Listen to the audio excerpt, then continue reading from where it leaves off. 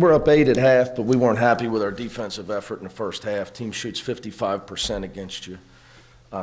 We're never going to be happy with that. And the other number within that number was they have one really good three-point shooter, and we let him go 3 for 3. He hit 6 the other night.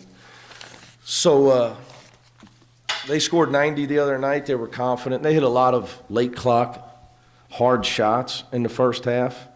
But that puts pressure on your defense, and you got to step it up and play harder. So, when that happened, I thought our attitude should have been let's play harder.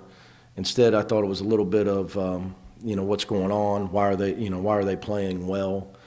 I don't think the guys didn't expect them to put the ball in the basket the way they did. But we had a little attitude adjustment at halftime, and we locked in much better. So they shoot 1 for 9 from 3, 11% and 30% in the second half, and you end up with an easy win when we finally started playing some defense. So the only other thing I would say is once we started finishing around the basket with some strength, I thought that obviously changed the game as well. We were looking for fouls, not going up strong around the basket. You can't look for fouls in conference play. You can't look for fouls. You got to finish. You got to go up to finish. If you get fouled, you get fouled. But they're not calling every little touch thing that goes on. I thought we did it early on. We were finishing with one hand. We're just going up soft. We got tougher as the game went on, which has kind of been really the way we've been playing, to be honest with you. Even though we weren't down 10 this game, the last 2 games we were down 9, down 10. So we haven't had gotten off to good starts here of late, which is probably a concern for me. How do you overcome that? If I had the answer, I'd have changed it today. Got to play better early. I mean, it's really, it's not rocket science. Got to play better early in the game. Early in the game, not today, early in the game today, defensively we were bad. The other games early in the game, our offense was just non-existent, and our rebounding was non-existent. Today, early in the game, our defense was atrocious. Now, obviously, look, they did make some late clock shots that were very, very tough shots. But that being said, we had some breakdowns that were not characteristic of us. So there's different reasons. It's all, so it's not just whether they get off to slow starts. It's every game. It's just a different thing. So it's not just one thing.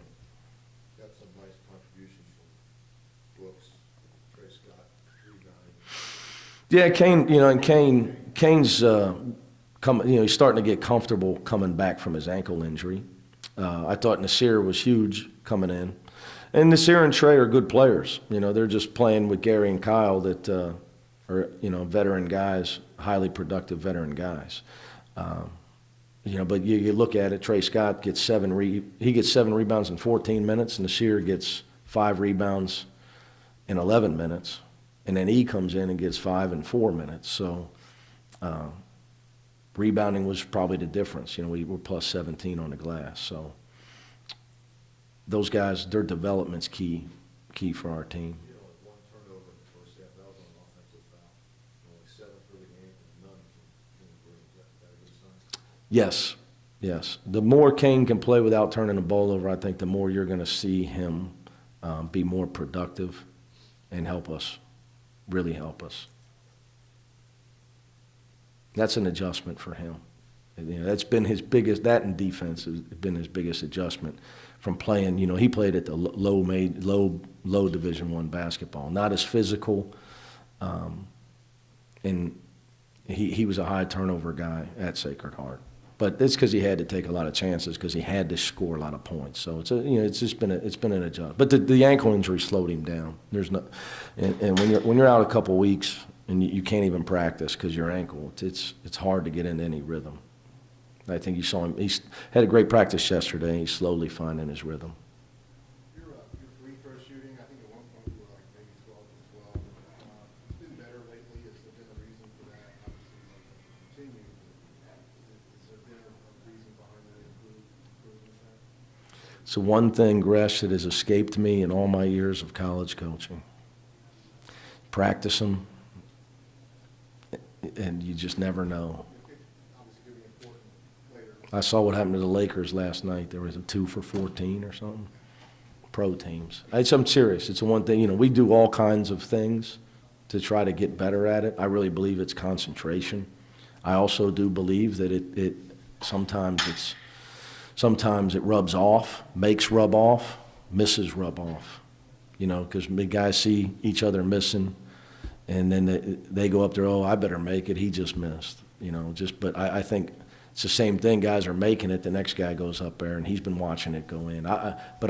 Those are just my bad theories. I mean, we work on it, but no different than anything else. It's like we changed the way we're working on free throws lately. Because we've always known Gary's impact is so much more than just numbers, but when he does that. Let's get numbers. He's got numbers. Do you think he's playing at a top? No, he's one of the best players in the country. He's one of the best players in the country. I mean, lucky to have him, and he's evolved into one of the best. I mean, there was a time his freshman year that he couldn't have guarded me. And now last year he wins Defensive Player of the Year. But he improves because he has aptitude. His attitude is tremendous, and he's smart. He has aptitude to take what you teach him and apply it. And now his effort level is more consistent. But that's what happens with guys as they get older. He's learned how to play harder, longer. And he's become a dominant player. And to be honest with you, I thought he should have had 22 and 14 tonight. I think he'd like to have a lot of those short shots back that he missed. But he's a dominant player. Next week there'll probably be 2 Cincinnati teams in the top 10 in the country. What do you think that says about consistency in this area? You lost me. So, with 2 Cincinnati-based teams, Oh, I only coach one. I don't even know who they play, I'll be honest with you. And that's nothing against them, I promise you. But that's been that way for a long time. It's been that way for a long time. It's been, college basketball and Cincinnati's in general has been, Northern Kentucky's got a really good team. They went to the tournament last year. I think the new coach at Miami of Ohio, he would come from Purdue, Jack Owens, he's going to turn them back around. So I think it's bigger than just us two. I think, the 2 you're referring to. I think the mid-majors, like Northern's, with this arena, their location to the airport, college basketball is great in our area. How do you think the 2 teams based in Cincinnati? There's more than 2 teams based in Cincinnati. I think I just said that. All of us, that happens everywhere. Philly's got the big 5, and that doesn't even count Penn, does it? St. Joe's, LaSalle, Villanova, you're making me count now. Yeah.